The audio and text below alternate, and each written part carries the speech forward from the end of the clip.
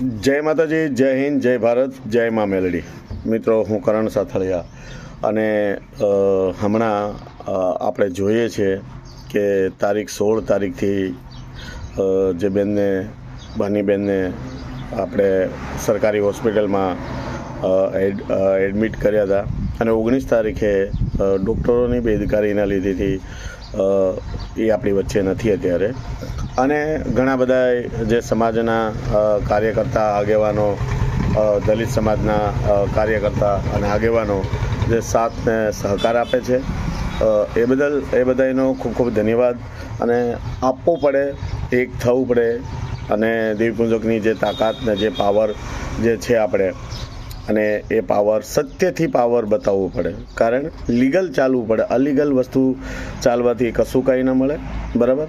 પણ ન્યાય જે છે એ આપણે લીગલ છે, જે ઘટના બની છે અને આપણે એનો હિસાબ આપણે માંગી શકીએ, આપણે ન્યાય માંગી શકીએ.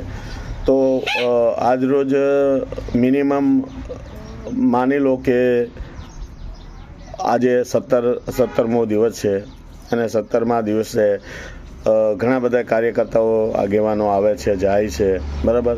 હું પણ સુરતથી ધક્કા ખાઉં છું મારા ફેમિલીને, પરિવારને છોડી અને સમાજ માટે.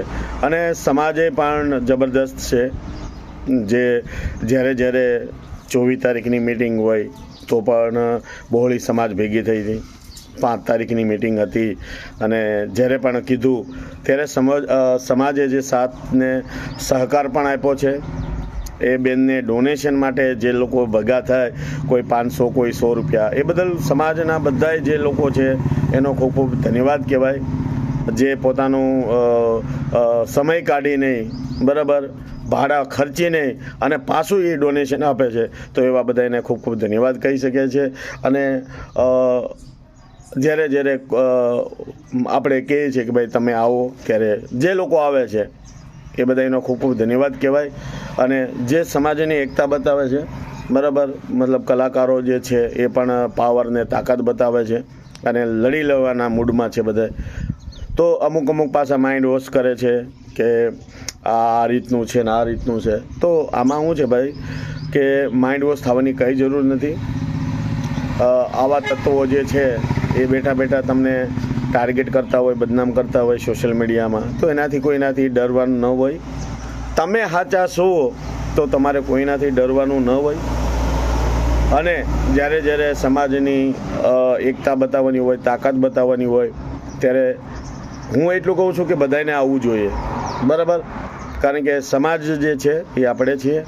ઘણા બધા માઇન્ડ વોશ કરવા માટે છેલ્લા એન્ડ સુધી એમ થઈ જાય કે હવે ભાઈ આમાં જ આપણે ખર્ચો કરીએ છીએ, આપણે બધું જઈએ છીએ, સમય બગાડીએ છીએ, બરાબર, આપણા પૈસાનો ખર્ચો થાય છે, આમાં કોણ પડે, આની કરતાં જવા દો. તો આ લોકો આપણે કાઢવા માટેના ઘણા બધા પ્રયત્ન કરતા હોય, પણ આમાં તમારે કોઈને નીકળવાની જરૂર નથી.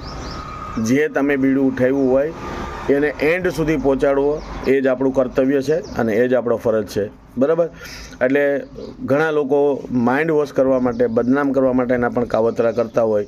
હવે ઘણા લોકો એમ કહેતા છે કે હમણાં ઓલા કંઈક સ્કેનરમાં 3 લાખ રૂપિયા આપ્યા. જોકે હું ગેરશબ્દ બોલું તો લોકો એમ કહે છે કે નથી બોલવો, પણ એ લોકોના નમાલાઓને એમને એવું હોય કે તમારા બાપ આક્ષેપ નાખવા એ ખોટી વાત છે. પુરાવા હોય તો વસ્તુ કરાય.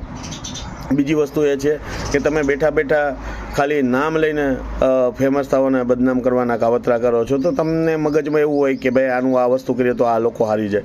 અમે હારવાવાળી વ્યક્તિ નથી અને આ બધા ડરથી અમે બેઠા હોય તો અમે માર્કેટમાં આવી જ નહીં, બરાબર. અમે એન્ડ સુધી લડી લેવાના મૂડમાં છે.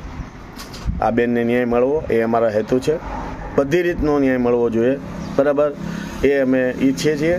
અને તમારો સાથ ને સહકાર જે તમે આપો છો, જે સમાજ, એ બધાનો ખૂબ ખૂબ બધાનો ધન્યવાદ. અને હારવાનું થતું નથી. લોકો ગમે એટલો કે હમણાં એક ભાઈ એક વિડીયો કીધો તો મૂક્યો હતો આપણે ભાઈ મકવાણા કરી કે ભાઈ અજયભાઈ સાથળિયા બહુ સારું છે પણ આ સમાજની સાથે. તો આવા બધા જે યુવાનો અત્યારે જે એની તાકાત બતાવે છે, સત્યની તાકાત બતાવે છે, તો આ લોકોનું તમે માઇન્ડ વોશ કરોમાં. એને ક્રાંતિકારી જે કાંઈ હોય, બરાબર, એને કોઈને ડર ન હોય. એટલે કોઈને કાંઈ ડર રાખવાની જરૂર નથી. અને સત્ય હોય, તમે સાચા હોય તો તમારે કોઈની દુનિયા ગમે એવી વાતો કરો એનાથી કાંઈ ફરક પડતો નહીં. તો જય હિન્દ, જય ભારત, જય મા મેલડી. સમાજને ખૂબ ખૂબ ધન્યવાદ. અને આ છેલ્લે સુધી રહેજો અને જરૂર પડે ત્યારે આવજો. જય માતાજી.